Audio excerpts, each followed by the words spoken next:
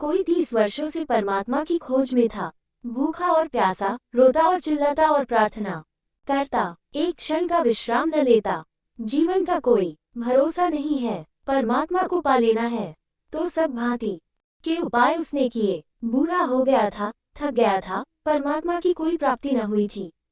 कोई दूर, परमात्मा निकट नहीं आया। बुढ़ापा निकट आ रहा था, मौत करीब आ रही थी, उतने ही प्राण और चिंतित होते जाते थे। एक दिन सुबह सुबह ही रात भर रोकर भगवान से प्रार्थना करता रहा कि कब मुझे दर्शन दोगे।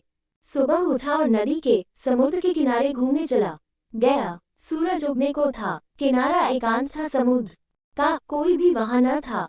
थोड़ी दूर चलने पर एक छोटा सा बच्चा उसे खड़ा हुआ दिखाई पड़ा, एक चट्टान के पास। बहुत चिंतित, बहुत परेशान हुआ बच्चा था। अगस्तीन ने पूछा, तू किस लिए इतना परेशान है और इतने सुबह सुबह इस अकेले समुद्र के किनारे क्यों चला आया?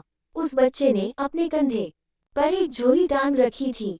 उस झोली में से एक बर्तन निकाला, छोटा सा बर्तन, और उसने कहा, मैं परेशान हूँ। मैं इस बर्तन में समुद्र को भर लेना चाहता हूँ, लेकिन यह समुद्र भरता ही नहीं। उस बच्चे का ये कहना था कि मैं इस बर्तन में इस समुद्र को भर लेना चाहता हूँ, लेकिन ये भरता ही नहीं है। और जैसे अगस्तीन के सामने कोई बंद द्वार खुल गया और वह एकदम जोर से हंसने लगा और रोने भी लगा। तो उस बच्चे ने पूछा कि आपको क्या हो गया है? अगस्तीन ने कहा कि तू ही नासमझ नहीं है जो एक छोटे से बर्तन में समुद्र को भरने निकल पड़ा है। मैं भी नासमझ हूँ। मैं अपनी छोटी सी बुद्धि में परमात्मा को पकड़ने चला था। मैं अपने छोटे से मस्तिष्क में सत्य को समाने निकल पड़ा था। अगर तू नासमझ है तो मैं और भी ज्यादा नासमझ हूँ। समुद्र की तो फिर भी सीमा है, और हो सकता है किसी बड़ी प्याली में समुद्र बन भी जाए। प्याली की भी सीमा है और समुद्र की भी सीमा है, लेकिन मेरी बुद्धि की तो सीमा है और परमात्मा की कोई सीमा नहीं। मैं तुझसे भी ज्यादा नासमझ रहा। 30 वर्ष मैं पागल था कि मैं ईश्वर को जानने चला था। 30 वर्ष मैंने गनवाए, रोया और पीड़ित हुआ। अनेक बार परमात्मा को मैंने दोष दिया कि तू कैसा निर्दय और कठोर है कि मैं रोता हूँ, मेरे आंसू तुझ तक नहीं पहुँचते। और आज मैं समझ पाया कि मेरी भूल वही थी जो तेरी भूल है। मैं परमात्मा की खोज छोड़ता हूँ। मैं परमात्मा को जानने का पागलपन छोड़ता हूँ। वह नाचता हुआ वापस लौट आया अपने आश्रम में।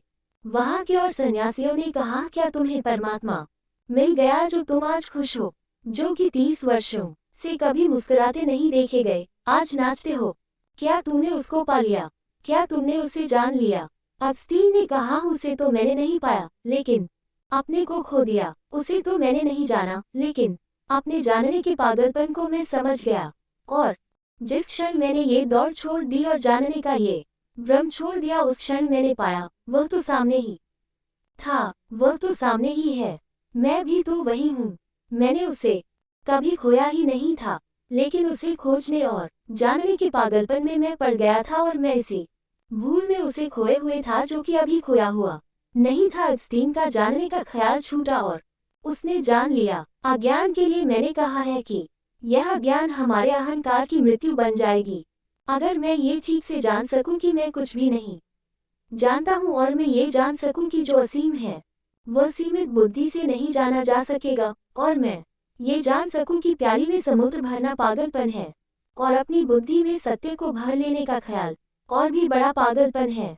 अगर यह मुझे दिखाई पड़ जाए तो मैं तो गया, मेरी सामर्थ्य तो मिट गई, मैं तो रिक्त और शून्य हो गया। और जिस क्षण कोई व्यक्ति उस स्थिति में पहुंच जाता है जहां उसे ये भी भ्रम नहीं रह जाता कि मैं जानता हूँ, अज्ञान की, न जानने की स्टेट ऑफ नॉट नोइंग में है, जबकि उसे कुछ भी प्रतीत नहीं होता कि मैं जानता हूँ, मन एकदम मौन और शांत हो जाता है।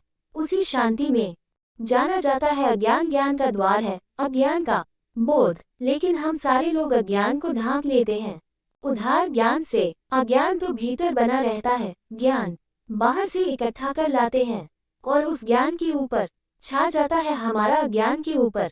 ऐसे अज्ञान को भीतर छिपा लेते हैं। आप जानते हैं ईश्वर है भीतर, अगर झांकेंगे तो पता चलेगा नहीं जानता हूँ, लेकिन अगर बुद्धि से पूछेंगे तो बुद्धि कहेगी हाँ ईश्वर तो है। किताबों में लिखा है, गुरु कहते हैं, ऋषि मुनि कहते है, ईश्वर है। जब तक कोई और कहता है ईश्वर है, तब तक आपके लिए ईश्वर नहीं है। जिस दिन आपके प्राण जानेंगे उसी दिन होगा, उसके पहले नहीं हो सकता।